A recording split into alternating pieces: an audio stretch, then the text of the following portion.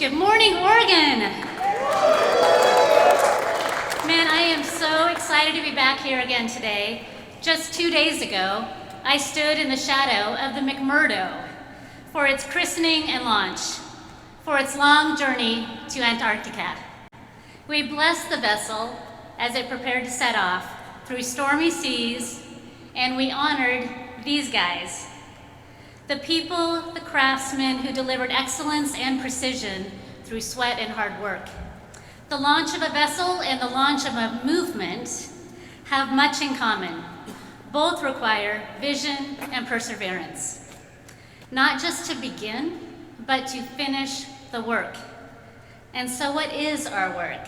Why are we gathered here today? We are going to make Oregon #1 for the best place in the nation to raise a family, start your business, grow your business, and get a world-class education.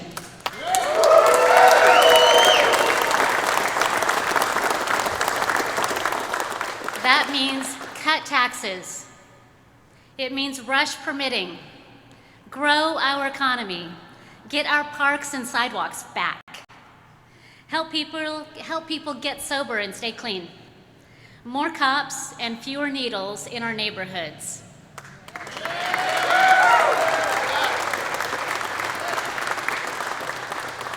Raise test scores and respect families. Lower costs, cut red tape, work together. We will face uncertainties, there is no doubt about that, but we will work through the storm. We have important, good work to do, and it must be done, and no one can begin it but us.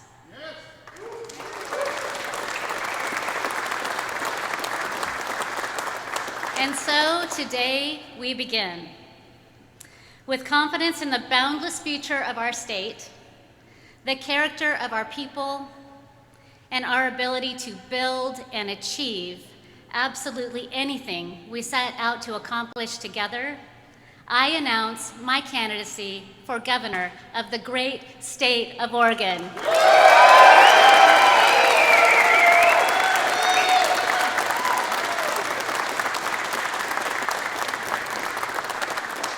Every launch must begin with courage, and every great journey begins with a step forward. And today we begin ours. It feels like Oregon can't seem to catch its footing, can't seem to find its way out of the storms. Families are working harder but still falling behind. Too many Oregonians are wondering whether opportunity will ever come back around again. But that's why we're here today, because with our help, it will. There is a future for our families. There is a future for our state that is brighter and better than our present, and certainly brighter and better than anything from our past. Because Oregonians don't stop when things get hard. We work through the rain. We steady ourselves. We keep showing up. We keep working. We keep building. And that is why we're here today. Not to run for a party to lose. We're here to run for Oregonians to win.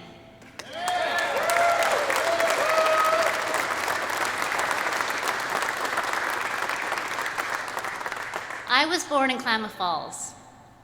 It's a place of cold mornings and long winters and people who work with their hands and their whole hearts. To me, that's what it means to be an Oregonian. You stand up, you roll up your sleeves, and you start working to build something better, together. We don't stand back and complain, we contribute. We don't endlessly protest, we pioneer. We work, plan, dream, sacrifice, and serve. As a kid, my family knew struggle. We spent Saturdays at yard sales because the 3 of us needed school clothes.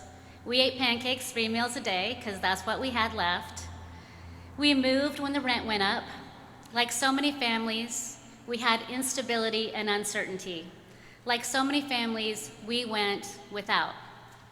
We didn't have much, but we did have faith, which I'm incredibly grateful for. We had family, and we had community that showed up when times got tough. In those years, Southern Oregon needed timber, and we had plenty of it. until we didn't. They closed us down and they never looked back.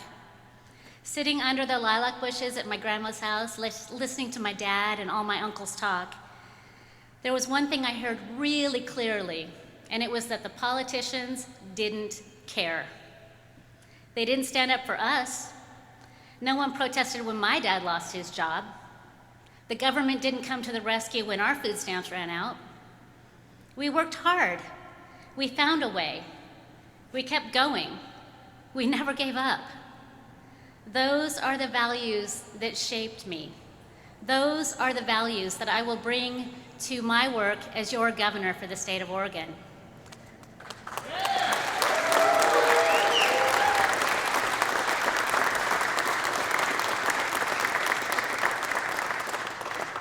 Y'all, struggle is a part of life, and hard work is healthy. You don't have to fight with people, you can fight for people. You give what you can because some gave all. You pray and you pledge. You love and you forgive. Those values should guide all of our state and all of us moving forward, and it will certainly drive me every single day that I serve as your governor. I'm a proud Oregonian. This is my home.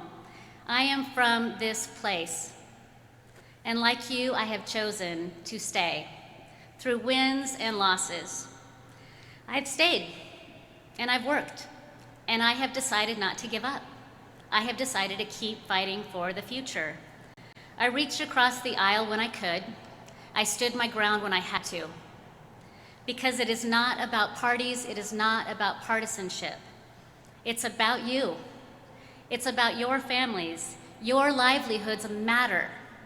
You deserve a governor who knows that. You deserve a governor who will stand up for you and fight for your family's future. Somewhere along the way, Oregon's leaders have lost those values. They have started governing for headlines, not results. They have been managing news cycles, not their public agencies. They have been focused on Pennsylvania Avenue, not Main Street. Our governor may be in charge, but her state is out of control.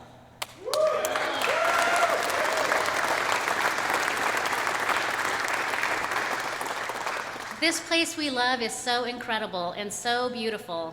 Mountains, trees, our rivers, our ocean, abundant natural resources.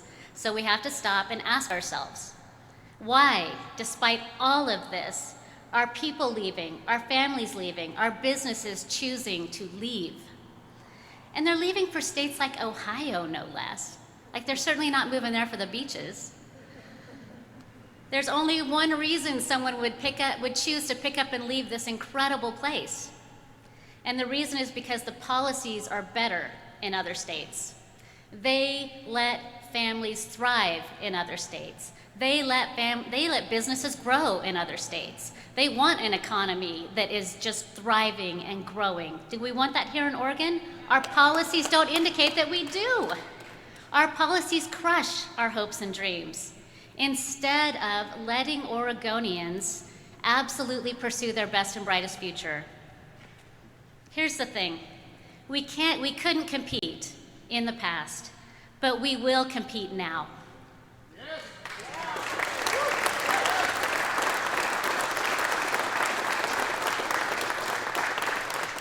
Oregon families, we know, a lot of the families here today, are working longer hours and getting less in return. New payroll taxes, higher gas taxes. We are in the top 10% for the highest income taxes and food prices in the nation.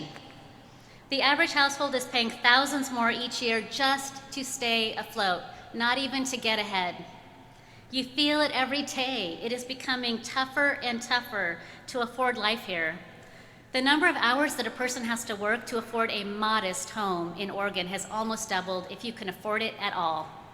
If you are here today and dreaming of home ownership and saving money for your down payment, but the dream of stability and investment in your own future feels further and further away, change is coming.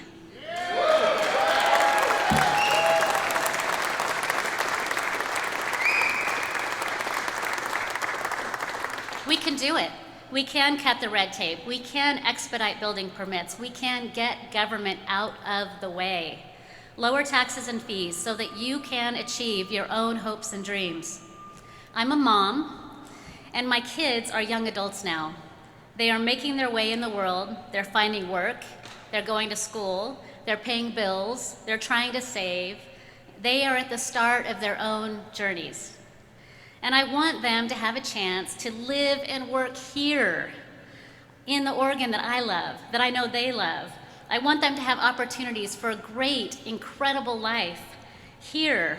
I want them to feel safe walking the streets. I want to see my grandkids grow up here. I want no less for you and your families. The chance for you to chart your own course, dream big dreams, and achieve the future that you work so hard for every single day.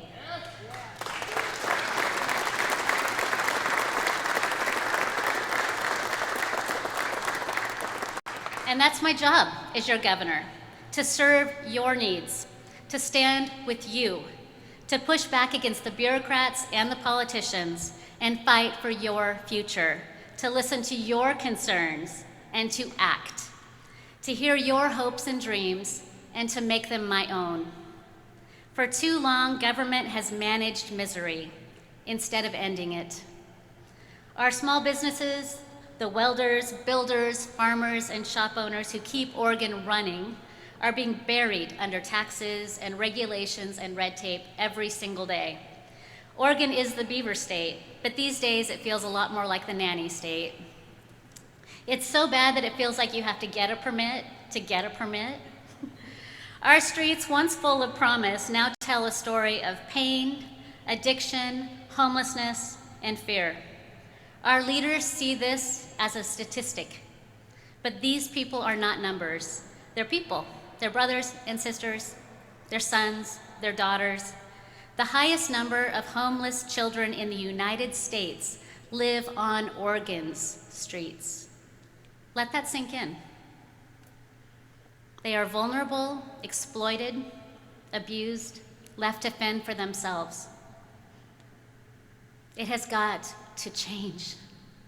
We cannot live this way any longer. You guys, I have a friend who has suffered tragedy after tragedy. His story is far too common. Addiction controlled his brother Daniel's life. Though he fought for his sobriety, his brother did, and he did everything he could to support his brother, to keep him safe and help him stay sober. Addiction is a cruel master, and like so many others, his brother fell prey one last time. The pills were laced with fentanyl. His drug dealer was held on manslaughter charges, and he walks free on Oregon streets today.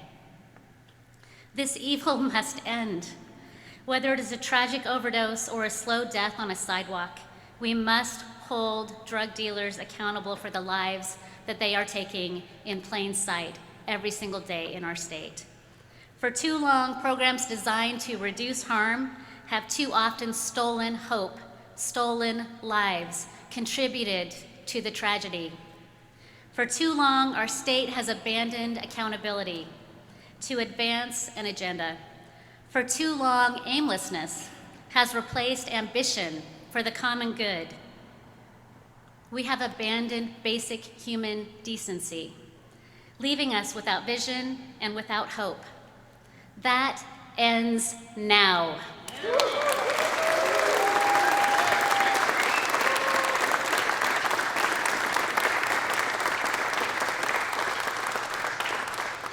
This place where we're standing today, Gunderson, is bustling with work. It is energized by challenges. It is driven to deliver solid, strong, beautiful structures, vessels. The experience and strength in this room can build anything. The beams above us have witnessed decades of progress. The cement beneath our feet has seen generations come and go, all with the same resounding commitment to work that matters.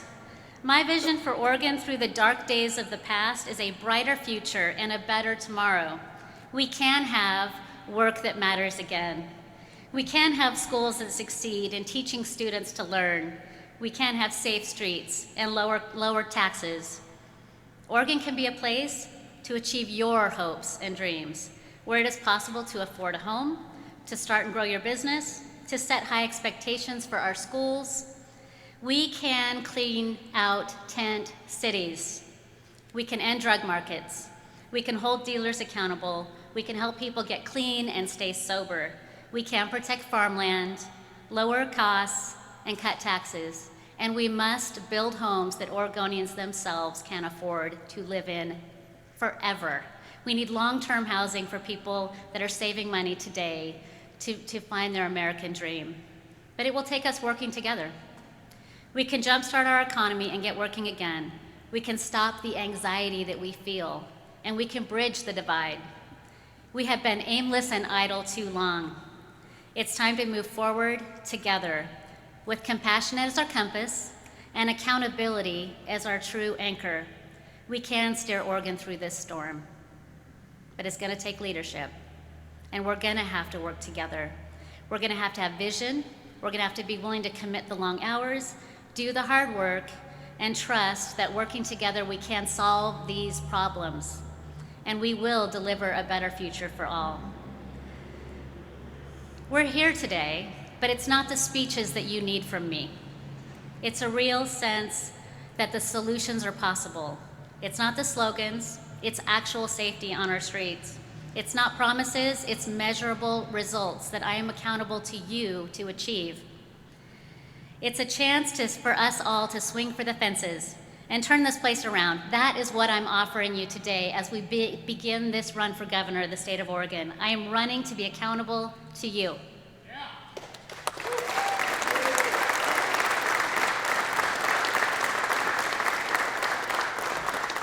For those that work on this floor, for the nurse pulling a double shift, for the teacher paying for supplies out of your pocket, for the young couple trying to buy your first home, for the farmer that works in acres and not hours.